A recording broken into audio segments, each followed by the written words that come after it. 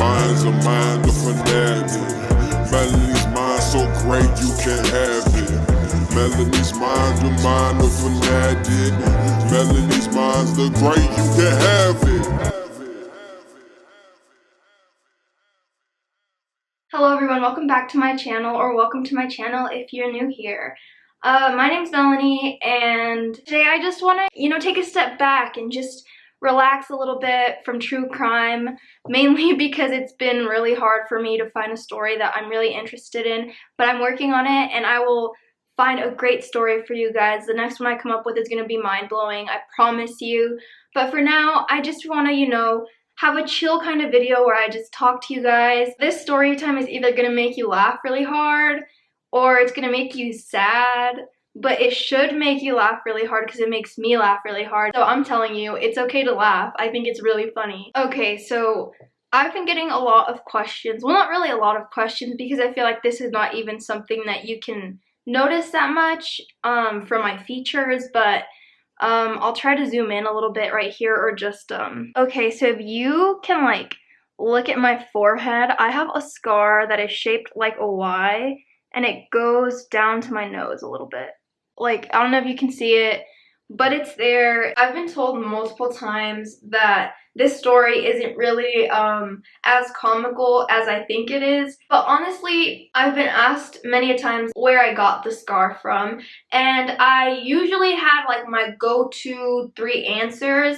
The first one being, for example, say you were to ask me how I got my scar, I would say on Ash Wednesday I went to go get the ash on me for the blessing, or whatever, and after I got it, it left the permanent mark because I'm Satan. And yeah, that's my sense of humor, so I'm sorry if you don't think that's funny, but I mean, I thought that was pretty funny at the time. Also, I would say that I had a third eye and the government had to come in and take it out, so that's why I have that scar there. And then the last one, and honestly the most funniest thing I would tell people, and so many people fell for it, is saying that when I was baptized they dunked me too hard and that cracked my head open. And the amount of people that legitimately believed that honestly made me laugh really hard every time.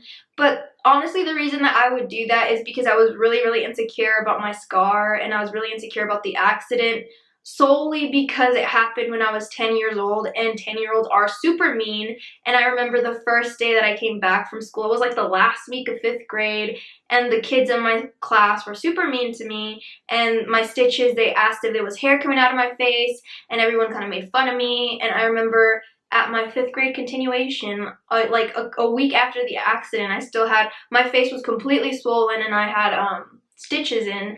And for my continuation, I looked like that. I kind of looked scary. I looked a little bit like Frankenstein. And I remember it just hurt my feelings so bad because I didn't really feel very pretty.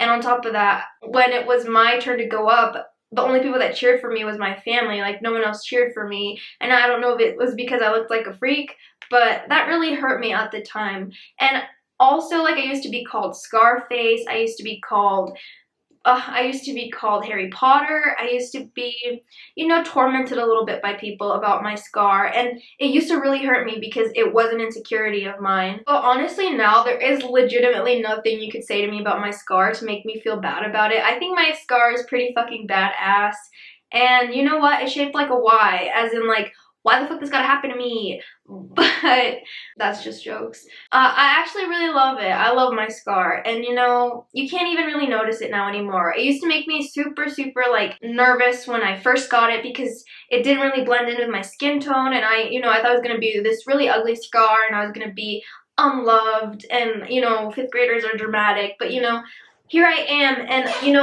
I'm here to tell you that if you have a scar that is very noticeable, embrace that shit, do not let people make you feel bad about it, because at the end of the day, I'm just gonna flat out say it, high-key, I look a little bit cool, and I have, 3 stories I can tell people about what happened, depending on the situation. Really, it's an icebreaker if someone notices it, and I can just kind of be a little bit funny about it. I know that's not the case for, every scar, but, I'm just explaining, my story. And so with that in mind, knowing that I was so insecure about what happened, when I show you guys this picture of me after the accident and I start laughing about it, don't be like, concerned because honestly that picture is so fucking funny. Okay, anyways, back to the story. So I'm just gonna, you know, take you to June 10th. I'm almost positive it was June 10th, 2010. June 10th, 2010.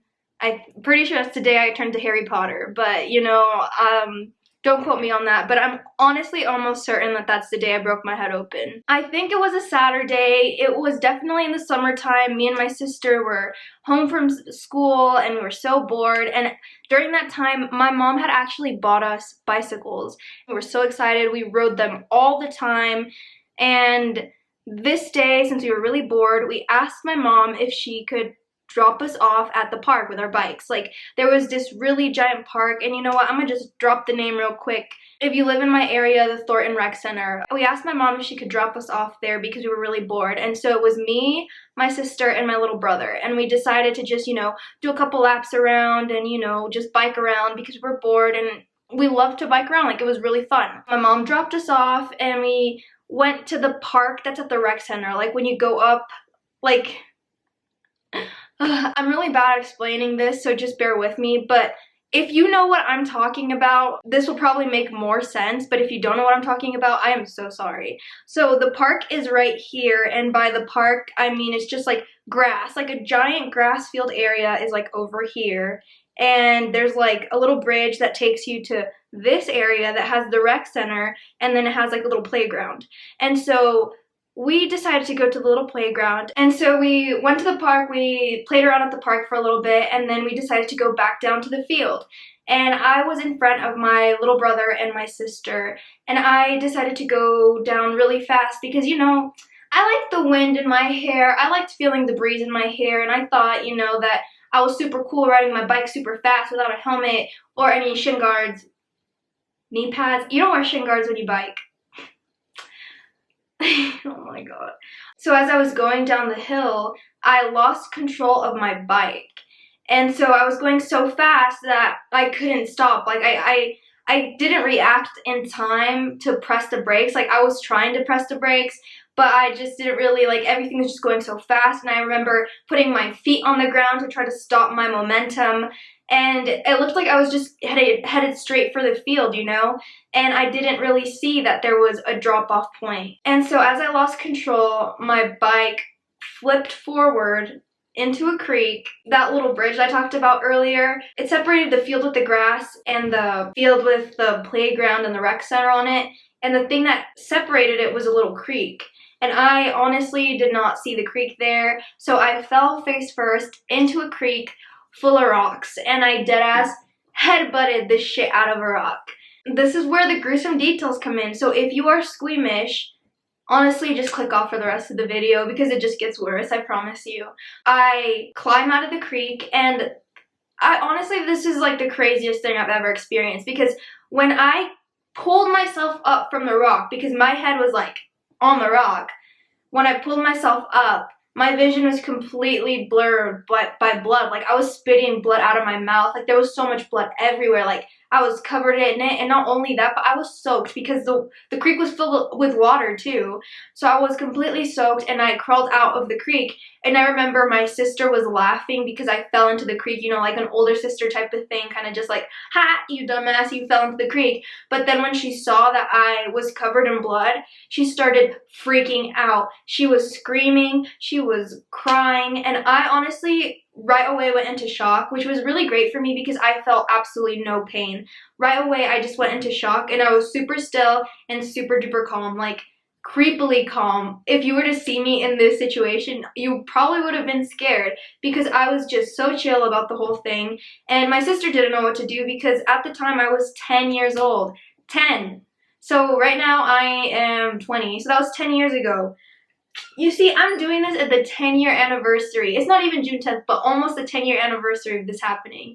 And at the time, it was when flip phones were a thing, so I remember she pulled out her flip phone and called my mom and then called an ambulance. And I remember there was these super nice white folk just walking past, like not in our area, they were just kind of walking in the grass field area.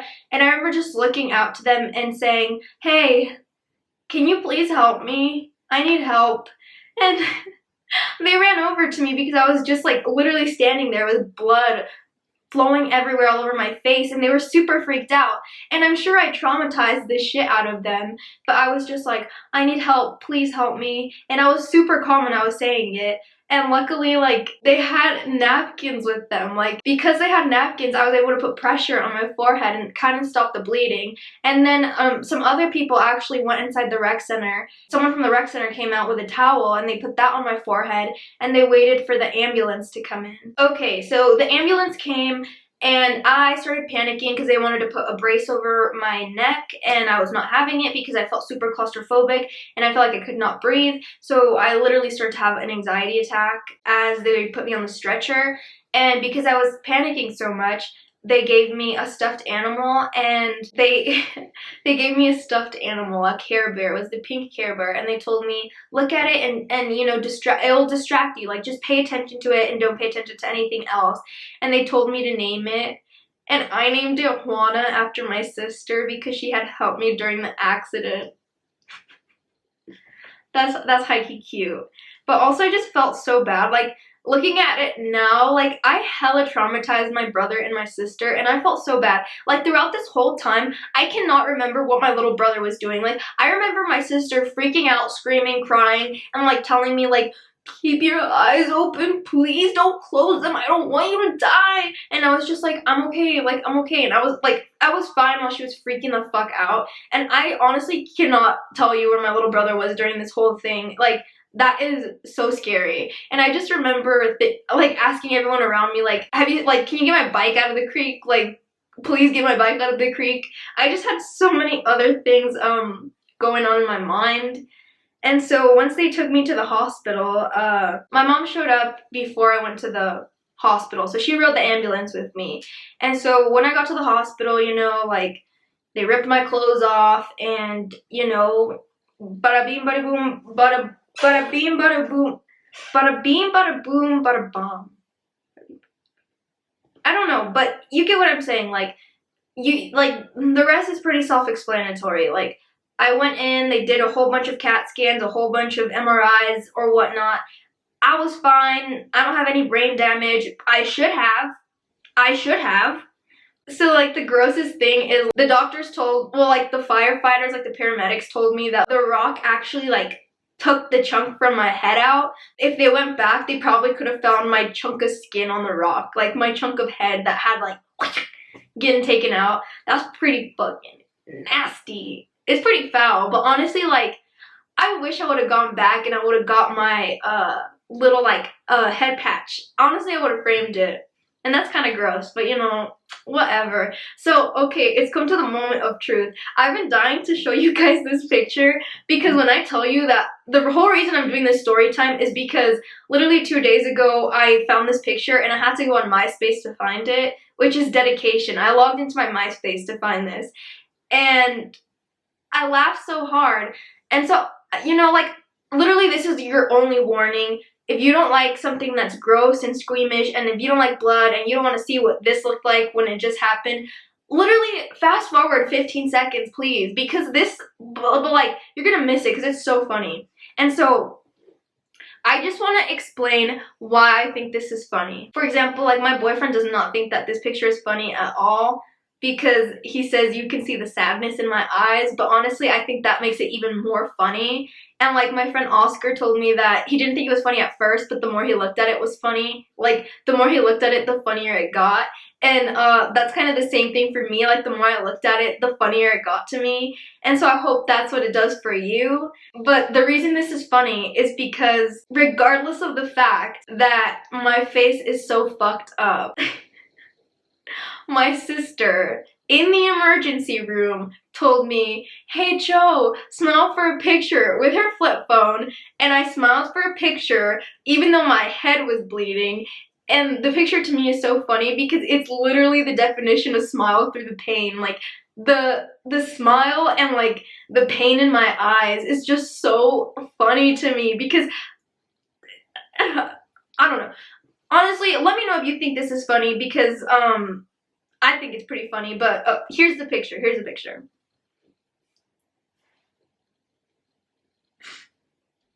Like, How are you gonna look at that and tell me that shit's not funny? Like,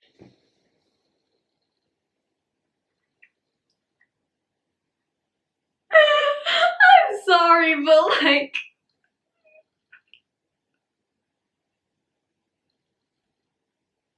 you honestly cannot tell me that this picture is not funny. Like, the sadness in my eyes. Honestly, just make the best of a bad situation because, like, I'm laughing at my trauma and that shit is so funny to me.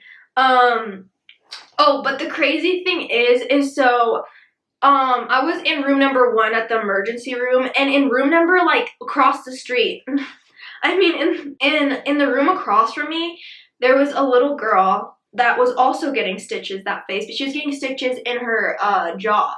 And the parents, we were talking to like the police, we were talking to like doctors or whatever, and apparently the parents had overheard like what had happened to me, and they came over to our room and they said, wait, did this happen at Thornton Rec Center? And my family was like, yeah.